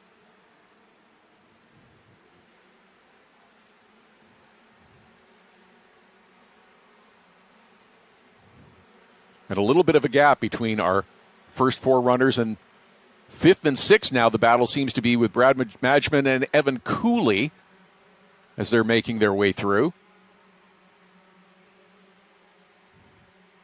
And good close racing throughout the field.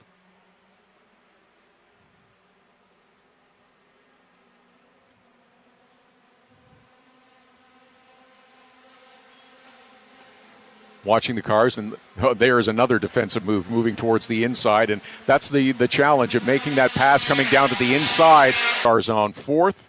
Brad Madgman has made the pass by Evan Cooley to take over fifth spot now in running in the top five.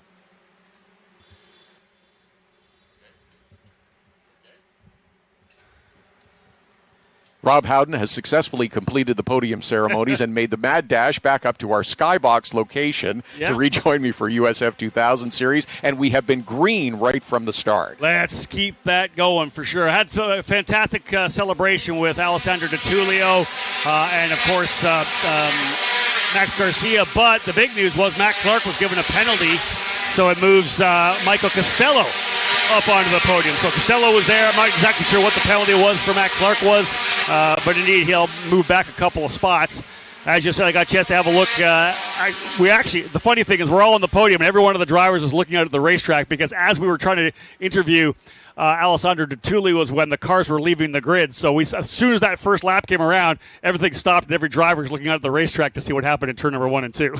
That's not surprising. No. If there's a race going on, racers are watching. They wanted to know what was happening there. As you said, Liam McNeely had a look over there. McNeely with a nice little advantage over top of Jack Jeffers right now, just a little over a second, but the driver settling in. We know McNeely had a great run yesterday, multi-time winner last year in USF Juniors en route to the runner-up position in the championship chase. So starting from pole, obviously very comfortable with the way the car was yesterday. He is out as your leader right now, but there are a number of battles on the racetrack that look pretty good here further back. Ayrton Houken won for sure with Christian Cameron, Brady Gowan, and Anthony Martella. I saw that one as I was walking my way back up here to the booth. Otherwise, the guys up front kind of settling in. There's no real close battles. Maybe Teddy Musella and Joshua Lionel being the closest fight right now on track. Yeah, Anthony Martella's lost a little bit of ground since the start of the race. Started a little bit further forward, but again, he had himself a very good day yesterday, picking up a number of spots for a better finish, but has gone the other way this afternoon. Well, and Teddy Musella is the driver who was involved in the incident, of course, in turn number 1, getting into the side of Bradley Madgman. So, again, he got an in-race penalty. Didn't get one afterwards, but he served it in-race. So, again, he's thinking about recovery. And that's one of the big things, Todd. Every one of these drivers comes into this race with a different mindset. Did I have a really good run yesterday? Well, maybe I don't need to be as quite aggressive. I want to have another good finish. If I finish way back, man, I got to have a recovery drive here. If I was, out of the 19 guys, if I'm 16th or 17th, man, I really want to be into the top 10 to get myself back into championship contention. And everybody has, I think, learned an awful lot from yesterday and understanding, okay, I need green flag laps. We need green flag laps and lots of running today. So some moves have been made for position, but they've been much more deliberate and much more effective in their success. Exactly that. Again, watching the fast lap of the race right now, that's still Liam McNeely on top. That's where the bonus point as well. 30 points up for grabs for the race win. One bonus point went to pole, so Liam McNeely already had that. Then for the most laps led and fastest laps, bonus points as well. Some great racing further back here for the drivers here at USF 2000. Big move down the inside further back. Big scrub. I think that might be Lucas Facuri going after Ryan Janetta. Not sure what happened to Lucas Facuri for him to go that far back. He'll dig his way back forward Gap now 1.7. Liam McNeely pulling away a bit here. His lap last time by was 0.2 quicker than Jack Jeffers.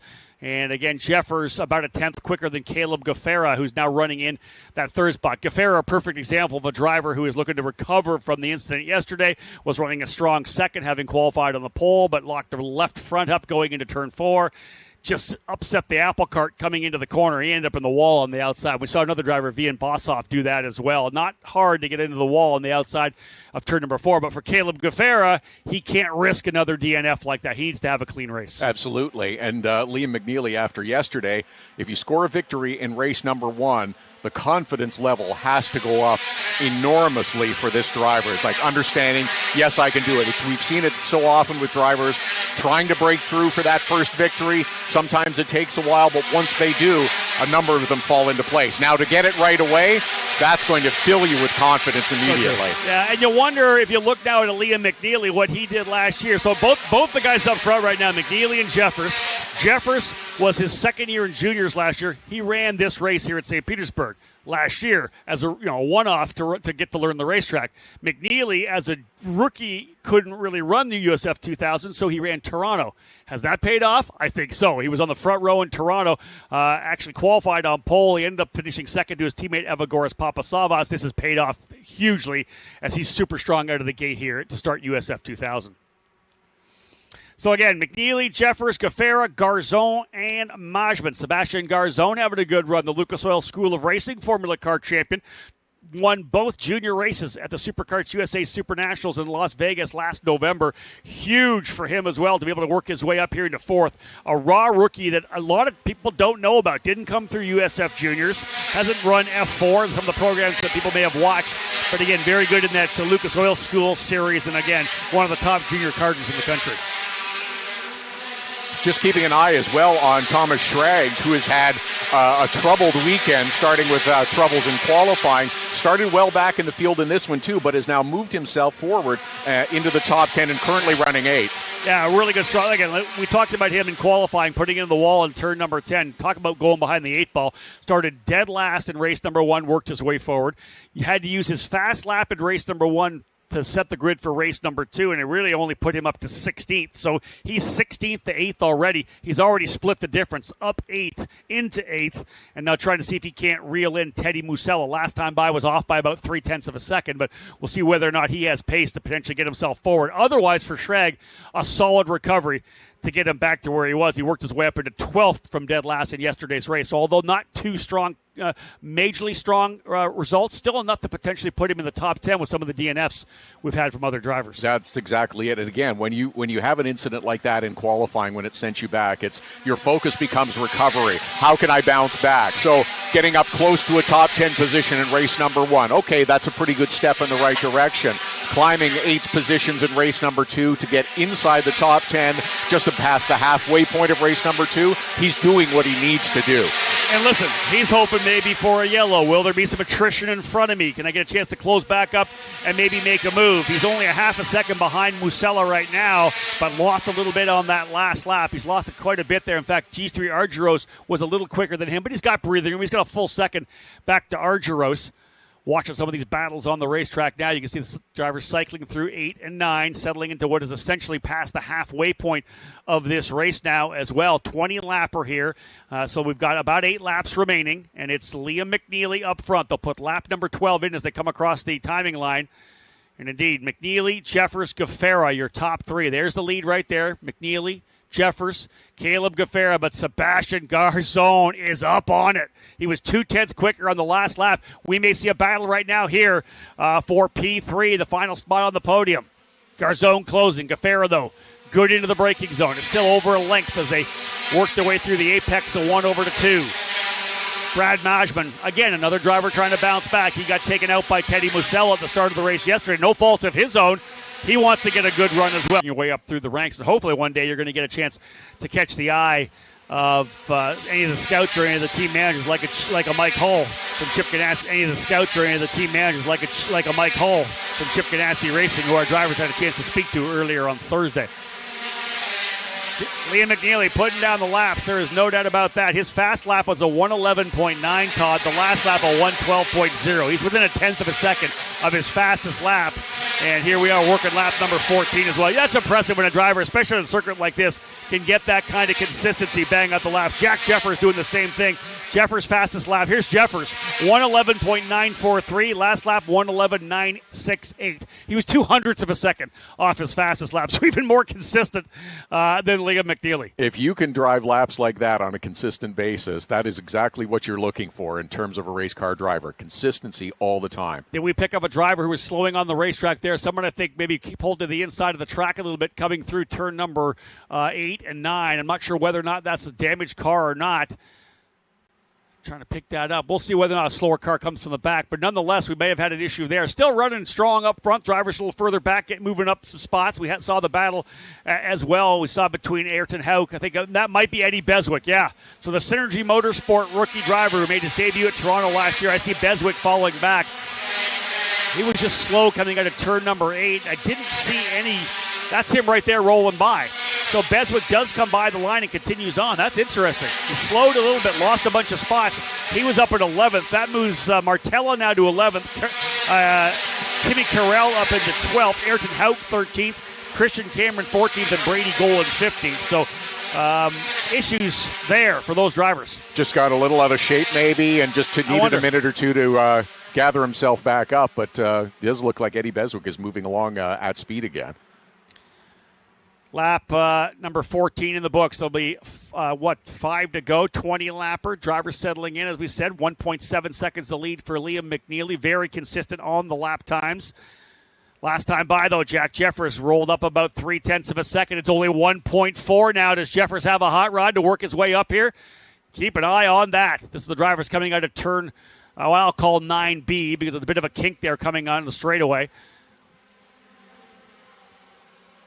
There's Evan Cooley in 6th spot. A little further back there to Thomas Schrag, Teddy Buscella, Joshua Leonel, who was on the podium yesterday for D-Force Racing. Leonel now running in the 9th spot.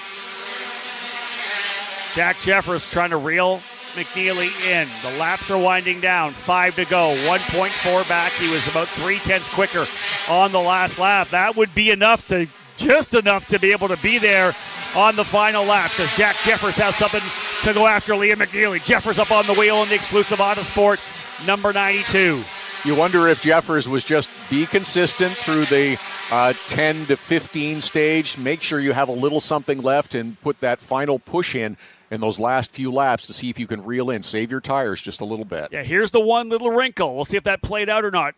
Jack Jeffers only used one set of tires during qualifying. A number of teams coming in midway through and swapping to a fresh set of Continentals. He saved a fresh set here for race number 2. If those tires are going to help anytime, it's going to be here near the end where he may have a little bit more tire than Liam McNeely. Last time by, almost identical lap time, still 1.4 seconds. He did not get any closer on that one. He'll need to get a little bit closer to potentially leverage the draft. There's a good close shot there on McNeely. There's Jeffers. Gaffera running in 3rd spot. 4th is Garzon. 5th, Majman. Jay Howard exclusive, Pabst and D-Force. Again, 4 different teams in the top 4 now. This is good stuff. But again, these drivers have to keep 100% focus.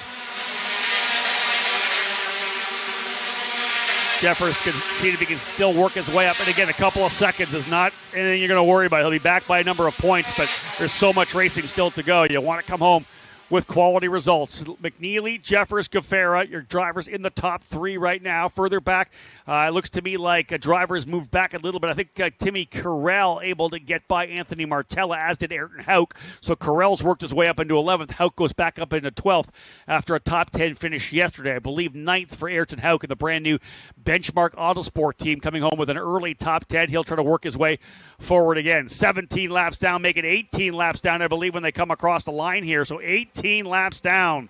McNeely, Jeffers, Gaffera, Garzona, Majman still.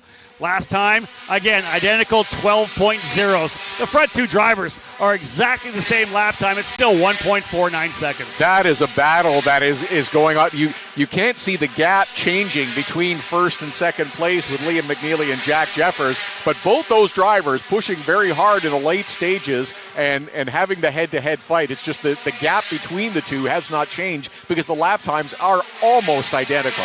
So those of you watching this race here are trackside and really wanting to get a chance to meet some of these drivers, we do have our autograph session for USF Pro 2000 lined up for 1:30. Really, only about half an hour here. All those USF Pro 2000 drivers. It's right over the crossover bridge from turn number 2 into the Indy Next paddock. So our pro drivers will be there at 1:30. Our USF 2000 drivers, these guys on the racetrack right now, will be there for the autograph session. They have their autograph cards all at 2 o'clock for USF Pro 2000.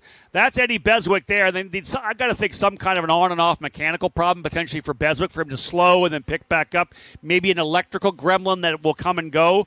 He's been slow. He's been fast. Tough one for him as he, of course, was running just outside the top 10 at one point. So Beswick falling to the tail of the field here as well. I believe we're into the final lap potentially now. 19 laps down. I think we're on the final lap. I don't see Aaron Likens throwing the white flag, though. What I'm seeing on live timing is 19 laps, but we missed it yesterday. I don't want to miss it today. We'll have a good look at it here right now. But Liam McNeely, 1.5 seconds. Again, very similar lap times to he and Jeffers. There's Jeffers there. The big gap back to Caleb Gofera. You can see the drivers giving them all maybe a little extra room on the wall here in the last couple of laps. We'll make sure we keep a look here just in case that checker flag does come out, but I did not see Aaron Likens on the flag stand giving them the white flag. That may be this lap here right now, although live timing, if you're watching at home, has recorrected itself now down to 18. Live time has corrected itself. This will now be the final lap. Liam McNeely, who won multiple races. Final circuit. You look at the drivers giving themselves lots of room here on the final circuit. Very tight coming through this particular part of the racetrack, and man, awesome. So 210 rather will be the autograph session. 210 over in the front of the Indy Next paddock across the bridge over turn number 2. Get a chance to come and meet these future stars of the NTT IndyCar Series and meet these guys that will be on the podium here today. McNeely, Jeffers, and Gofera only need to navigate a couple of more corners to cap it all off. Through the chicane comes the British driver for Jay Howard Driver Development. McNeely in that number 6 machine out of the final corner. And call it back-to-back jacks for the Jay Howard Driver Development pilot. Liam McNeely goes 2 for 2 in St. Petersburg. Starting off the season with a couple of wins. Jeffers second in both races. Impressive run for Jack Jeffers. Caleb Gofera, the bounce back after finishing the race in the wall in turn 4 yesterday. He'll go to his first podium here. P3, Sebastian Garzona, great run to 4th. Brad Majman in 5th. Evan Cooley, 6th. Thomas Schrag, 7th. Jeshua Lionel, and G3 Argyros. Hold on. Was that green to checker? That was green to checker. Wow, for USF 2000. Oh, big round of applause. That's fantastic. Our pro guys couldn't get it done. No. This is awesome. Again, this is a lot of learning that's taken place in 24 hours in fact, less than 24 hours with the USF 2000 series. After yesterday's struggles, I'm sure everybody had a conversation. Look, we want to get to the end. We don't want trouble. Make sure if you're making a pass, they were much crisper, much more deliberate moves that were made today. And Liam McNeely had control of this field right from the drop of the green. No doubt about it. He and Jeffers had a good battle, but he was in control. I wasn't allowed to or able to be up here, obviously, for the start of the race, having to finish off the thing. But my keys to the race for race 2, the first one was use what you learned. Literally, you have to take what you learned from race number 1 and apply it in race number 2, and I love to see that. Fantastic that they were able to come back. And listen, that speaks volumes for the quality of our drivers here. They had some issues in race number 1, we know. They bounced back and put in really good results, Todd, in race number 2, and hopefully we'll see the same thing tomorrow morning for the USF Pro 2000 drivers. That race was super messy. This one here shows why these drivers are at this level and why they are the future of the NTT IndyCar Series. And drivers that had bounce backs as well. Brad Majman, who comes up with a 5th place finish. Thomas Schrag, 7th place finish. Yeah. Again, recovering, had troubles in the weekend, but learned from it, understand you need to recover and improve as the weekend goes on. 100%. Drivers will work their way down into pit lane. Of course, we'll see the celebration for Liam McNeely once again when he gets out of the car. I'll meet McNeely, Jefferson, Gaffera, and when we get to victory lane. This one's going to be broadcast, folks. For those of you, of course, we went straight into USF 2000. You weren't able to see the celebration we had with Alessandro D'Attulio scoring the victory. Here's Jack Jefferson, the number 92, but the driver coming up to the side here, that is Liam McNeely in that number 6, and there, of course, the 24 of Caleb Gaffera as well. Todd, I'll let you take it from here. I'm going to head down to victory lane. And we'll watch the drivers pop out of those USF 2000 cars, and I'm pretty sure that the celebration from Liam McNeely is going to be just as big as it was yesterday. In fact, maybe even a little bigger. After sweeping the weekend, that is a sensational weekend for Liam McNeely. Jack Jeffers and Caleb Gaffara, that's a very good finish for those 3 drivers. Great job by the USF 2000 series, as Rob mentioned as well. The autograph sessions are taking place. USF Pro 2000 autograph session coming up at the bottom of the hour in just about 30 minutes' time. And in just a little over an hour, the USF 2000 autograph session taking place out near the IndyCar paddock. You go across the bridge if you are in the St. Petersburg area and here at the track. Across the bridge, autograph session next to the Indy Next paddock, right by the airport hangar is where it's located. We'll let our USF 2000 drivers get situated at the podium with Rob. Reminder as well, the USF Pro 2000 will kick off our Saturday here in St. Petersburg. Tomorrow's race, 8 a.m. for the USF Pro 2000 series. So that will go tomorrow morning, and we'll see if Alessandro D'Attulio can come away with another victory. Race number 2 tomorrow morning. And in the meantime, our USF 2000 drivers are heading over towards the victory podium. For those of you here on the grounds with us, of course, still lots of activity on track to come with much more ahead. So many great viewing areas as well, whether you're in and around the Festival Plaza area, that's between the Mahaffey Theater, the Dali Museum. That's a great area to watch the Turn 10 approach as the cars make that left-hander. The Horse Soldier Bourbon Waterside Club, great views of Turn 11 and 12, as well as Tampa Bay. Pioneer Park as well, as they get through the back part of the course through 7, 8, and 9. We saw some difficulties with the USF Pro 2000 cars through that area, especially on the last lap, with Elliott Cox having difficulty through corner 8 and 9. Great views towards corner 10 as well, the neutral victory garden also, and of course the great views through there, and the Ultra Pit Party area as well with their trackside garden. So lots of opportunities. Make sure if you haven't done so already, you've downloaded the digital event program, program.gpstpete.com, or if you're here on the grounds, scan the QR code on any of the festival maps. That will give you all of the entry lists for the USF 2000, USF Pro 2000 series. As mentioned, they are back on track tomorrow morning at 8 a.m. for race number 2.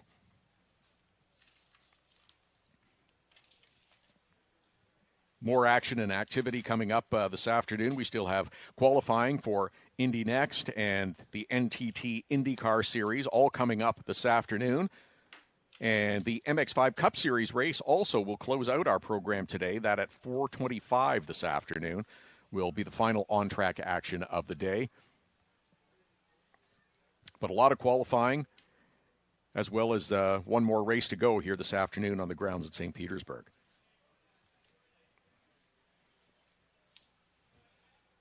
We remind you as well, if you have a ticket for a pit or paddock pass, if you haven't redeemed them yet, head over to the redemption table near the Mahaffey Theater to exchange those tickets.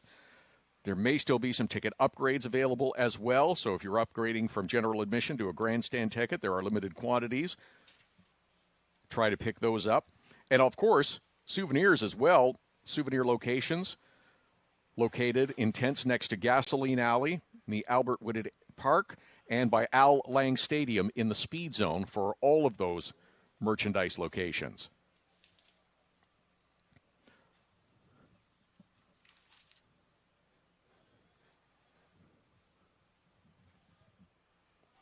Rookie racers, there's a meet and greet with Indy Next drivers at the American Legion booth in Albert Whitted Park. That's coming up at 3:50 this afternoon for our rookie racers and our young fans joining us here in St. Petersburg.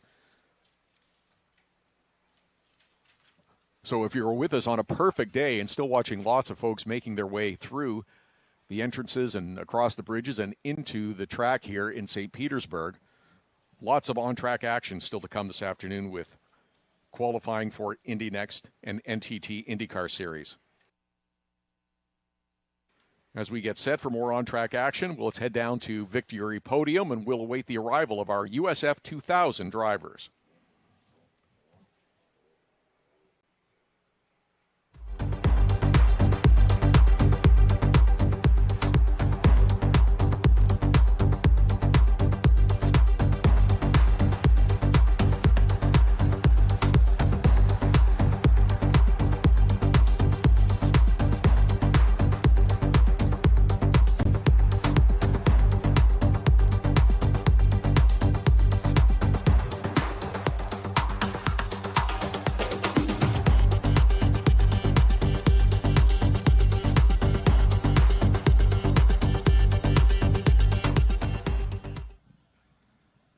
All right, folks, let's get things underway and wrap up today's action here for the USF Pro Championships. Of course, we're back first thing tomorrow morning at 8 o'clock for USF Pro 2000.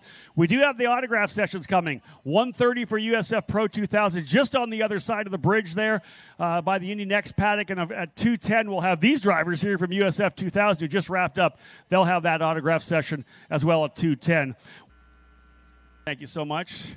Great job there for Jack. Again, put the pressure on. Consistent lap times, but just a little bit off. He closed it a little bit off. He closed a bit there with about 4 or 5 to go to within 1.4 seconds, but just couldn't keep digging.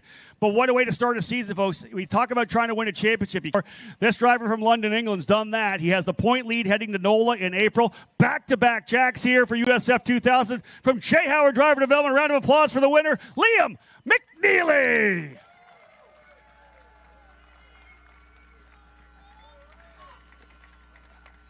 Liam, I don't think you could have scripted a better start to the season, right? Out of the gate, super strong. You're able to get a lot of points, but 2 big wins. Tell me how that makes you feel.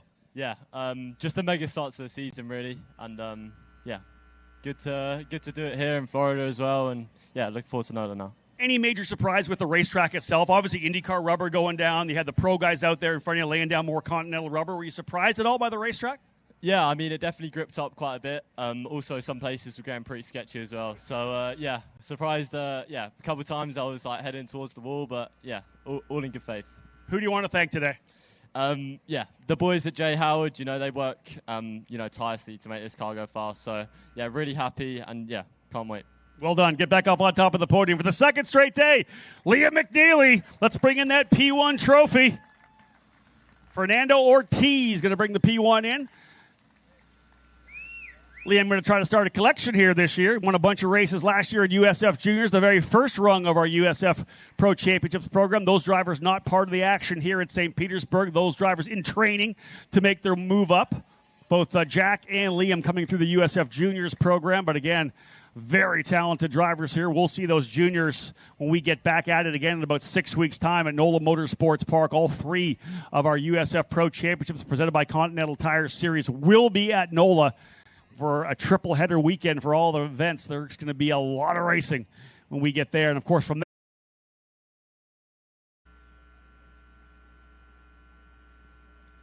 all that's left after this is to bring the champagne out for these drivers. And when they do, I ask you to give me a hand and give them a huge round of applause when that champagne starts to fly, because this is the future of open wheel racing here in North America. As we know, so many drivers have been on this podium here. Renus VK, Kyle Kirkwood, Christian Rasmussen. So many of the drivers who have worked their way up into IndyCar and the Indianapolis 500 have started here in this USF 2000 program. Champagne coming in. Again, for USF 2000 drivers, this will be it for them for the weekend. They're on to their focus to NOLA in April. So, gentlemen, do me a favor. Grab that champagne. Grip it and rip it, folks. One more time, the top 3 drivers. Liam McNeely with another win. Jack Jeffers second both days. Caleb Gaffera coming back after the incident on Friday to score a 3rd place finish. The future of IndyCar is right here for you I appreciate everyone who's tuned in on the broadcast as well. All of those of you around the country and around the world. We know how many people we've got watching from, obviously from England for Liam. We've got so many drivers, South Africa, Brazil, New Zealand, Australia, Canada. Thank you so much for tuning into the broadcast. I appreciate it. Gorgeous day here today.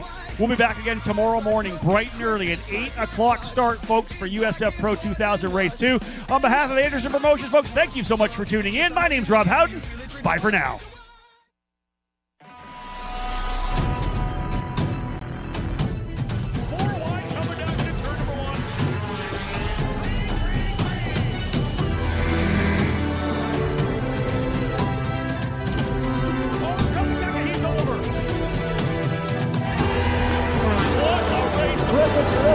Celebrate!